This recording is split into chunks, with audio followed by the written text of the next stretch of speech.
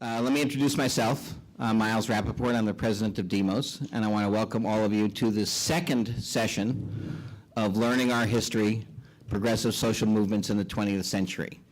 And just to sort of set the larger context a little bit before we have everyone go around and introduce themselves, which we will. I think the idea for this series, which is a six-part series, is to bridge a generation gap and of learning and knowledge. What I find among the Demos staff, and I'm delighted that so many of you are here, is that there is a tremendous sense of purpose, a tremendous sense of commitment to building a progressive movement, to creating a better America. And yet there is less knowledge than I would love there to be about the movements that came before, that we consider at Demos the antecedents of what we're trying to accomplish. So we're delighted to be able to sort of teach a six-part series, which includes the first session, which many of you were at, was about the labor movement of the 1930s. Today is the civil rights movement of the 1960s, although of course its own antecedents were long before that.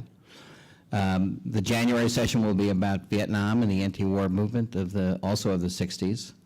We'll do the women's movement of the 60s, the community organizing movement of the 70s, and then come up to some movements of today. And this will take us through May and June, and I'm delighted that we'll be part of it.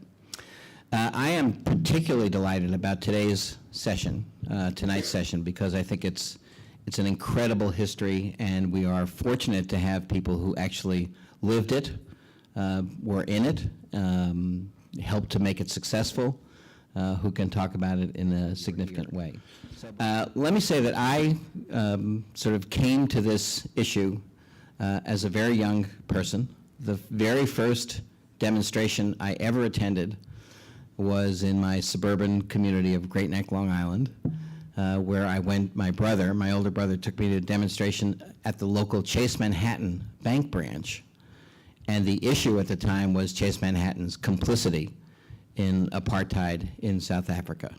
And so that was sort of the starting point, and it sort of suggests and reminds us that the civil rights struggle in the United States was not disconnected, was integrally connected to the struggle in South Africa for the end of apartheid. We have the picture obviously of Nelson Mandela, who is here, who just passed away, and we are, all of us, whether you were in the United States in the civil rights movement or anywhere around the world, deeply, deeply in debt to his courage and his commitment and his success in ending apartheid in South Africa. So it's a important and interesting moment to be here.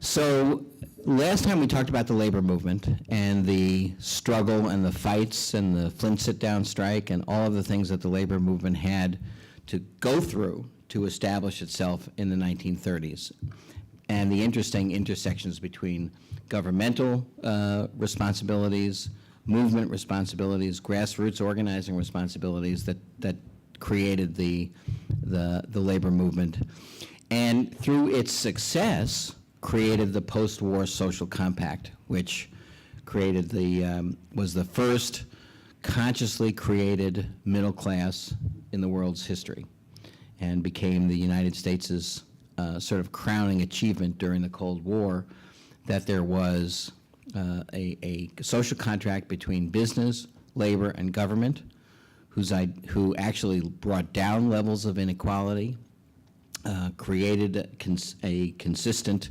rising middle class, created the opportunities through the GI Bill for education, created the opportunities through federal housing programs for people to buy homes, often in the suburbs, and basically created what we now look back on as the Great Compression and a way in which the middle class was created.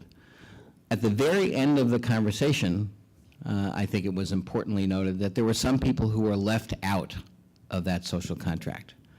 And they included Latinos and farm workers. They really included women who had yet to make the real gains in the workforce that they've made.